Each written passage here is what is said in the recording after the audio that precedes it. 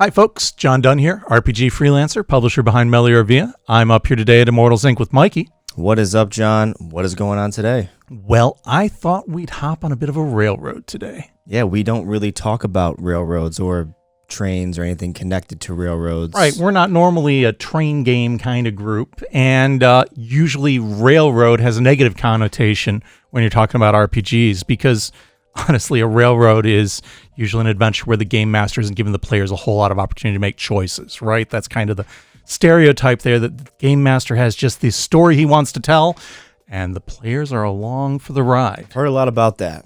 Yeah, it's not a great time normally, but the one we're going to talk about today is the best possible railroad because it is Horror on the Orient Express. This is one of the great campaigns. Really one of the greatest campaigns in RPGs in general, and definitely one of the powerful ones that have established Call of Cthulhu as a brand.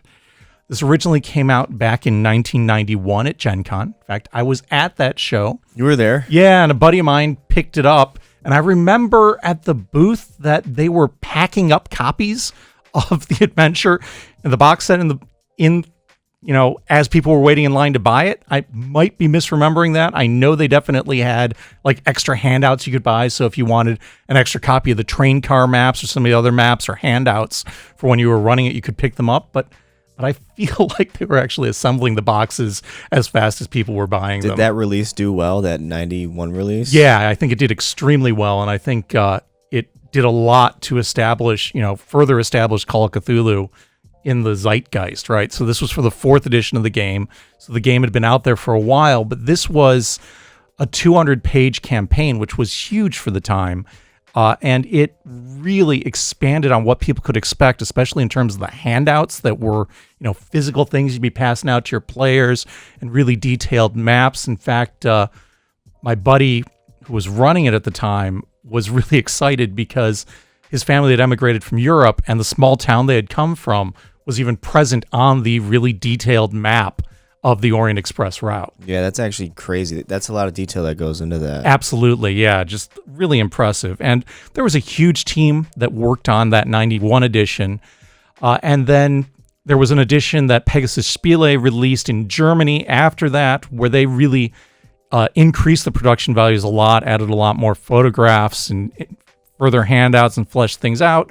But it was in German because Germany release. And so there was a big demand for an English translation of that one. Well, it took them a little while, but in 2014, Chaosium ran a Kickstarter that was very successful, raised $200,000, had about 1,300 backers, and that expanded that 200-page original box set into a 700-page box set. Jeez. Yeah. And that was fully updated for Call of Cthulhu 7th edition. In fact, it was the first product fully updated for Call of Cthulhu 7th edition. And the Reign of Terror book that we talked about previously was actually part of that campaign. Really? And that includes some spin-off adventures that you can run as part of the campaign or on their own, as we previously discussed. Well, by 2021, that box set had sold out, and it's kind of hard to justify doing a reprint of a box set. So Chaosium said, all right, we're just going to compile everything from that box set into 2 beefy hardcovers, and that's what these 2 are. You need both volumes, Volume 1 and Volume 2, in order to run the full campaign. Getting back to that concept, kind of, the title kind of riffs on Agatha Christie, right? Murder on the Orient Express. Yeah. Horror on the Orient Express. It's clear there's that immediate, when people give you the title, you immediately know what it's going to be about, right? Yeah. And the Orient Express was a historical train line that ran from Paris all the way into the mysterious Orient. The Far East, well, the Middle East, well, okay, Turkey, right? Okay. And because it kind of riffs on that, you've got this bit of a mystique of the interwar era and the train travel that happened in that era as Europe was rebuilding after the Great War. So it's set in 1923, and the campaign starts out in London, and following the train route, you kind of figure it's eventually going to get to Turkey.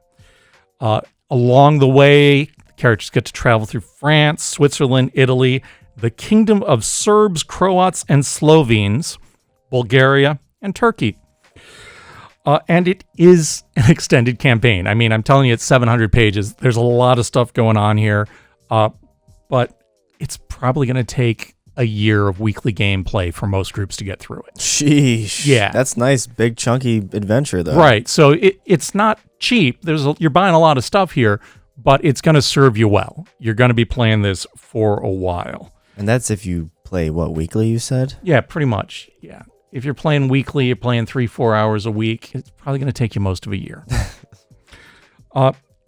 Not shockingly, the campaign is a little bit of a railroad, but the interesting thing about it is there's a lot of adventures broken down within it, and maybe ironically, each of those different adventures is a little bit of a sandbox. So you're set up with these different locations, and you have a lot of opportunity for the characters to explore as they're playing through it. So yes, it is a train ride, but no, it's not a bad example of one. It's a really well-crafted adventure that gives your characters actually a surprising amount of opportunity to go off and do things on their own and explore. The characters follow the trail of this statue, the Sedefkar Simulacrum, which has been disassembled, and it's a statue of mythos important. Did you ever watch Buffy? Vampire Slayer? Not entirely. Well, in the first, maybe second season, early on, there's this big bad blue vampire that shows up, and the other vampires are working to reassemble him because he was such a big threat that they'd cut him up into pieces and put him in different areas, and then they brought him back together, and he was this horrific thing that Buffy had to deal with. Well, when I saw that, it reminded me exactly of this simulacrum, because it's this statue that's been broken down into these different pieces to try and keep everybody safe, and the bad guys want to get it back together. Without getting into too many spoilers, there's a strong tie-in there. These two books contain 19 adventures. There's 11 that are core, and then there's another 8 that are optional. Those optionals include adventures into the Dreamlands, time spent in the Victorian era, in the Middle Ages, in periods of the Ancients, and even a little bit of a flash forward into the modern era. And like I mentioned, Reign of Terror, if you pick up that book, can also be plugged in here too. At this point, if you're interested in playing, you probably want to tune out a little bit, because I am going to get into some spoiler territory. Spoilers. The intro part of the book does give you a lot of detail about train travel, particularly in this era, particular details about the Orient Express, some information on air travel in case the players need to get somewhere else or you've got another character you want to bring in, and then a bit of information on using weapons in Europe during the early 20s. You know, if you wanted to carry a shotgun on board the Orient Express, there's probably going to be some complications for your characters. And then there is a very lengthy overview of the campaign and also a discussion of all the optional adventures and where you might want to slot them in. As you're moving through each of these cities, one of the things that I think makes this campaign really distinct and memorable is that in each of those different places, you have a different feel. So there's theming, there's maps, there's language differences. When I played through this, it felt very different when we were in Paris than when we were in London, than when we were in Milan. I found that really striking, and I found that to be, just a powerful bit of ambiance that added a lot to the gameplay. The cities that are featured are London, Paris, Lausanne, Milan, Venice, Trieste, Belgrade, Sofia, and Constantinople. And in each of these different cities, you have different resources available to you, and you also have very different legal systems that you have to deal with. Further, because the characters are moving around by basically the fastest transportation possible, they probably don't have much of a safety net. So they don't have other contacts in town that they can reach out to and go, hey, I need this. So they have to develop those as they go and maybe, have some finances that they need to fall back on for bribes and for acquiring equipment as it goes. That gave it a very interesting feel as well. The bad guys in this are a cult called the Brothers of the Skin. They're the central opposition throughout this. And interestingly enough, the players are working for them without knowing it. Yeah, Great. So the players are kind of being manipulated from the get-go. They think they're trying to recover the statue so that they can stop the bad guys from using it. Well, the bad guys are actually using them to get the parts of the statue so that once they've got it all assembled, they'll just kill them off and take it for themselves. Great. Yeah, Have them do all the work. Yeah. So then once they've recovered everything, the PCs kind of need to redeem themselves. This is a campaign with a very high opportunity for character death and a very high opportunity for characters to go insane. So be aware of that going in.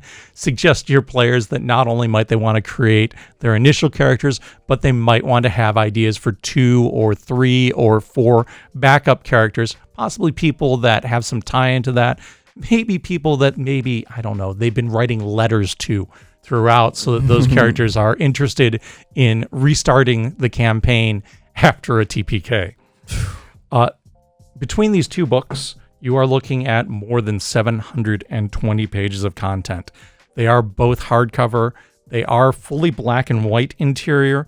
Each of these volumes we sell them here at Immortals as a set for $90, but some places do sell them independently. Just make sure you're getting both and only one copy of Volume 1 and one copy of Volume 2. We've got them up here at the store. If you're interested in running this, stop in, take a look. It is a fantastic campaign. It is a great accomplishment to get through it, both as a game master and as a player. I highly recommend it. Well said, John. I mean, that's chunky. Yeah. It's one of the chunkiest things is. we've ever covered. So no question. It makes me eager to even try it out myself. So have a good one. Till next time, folks. Good gaming.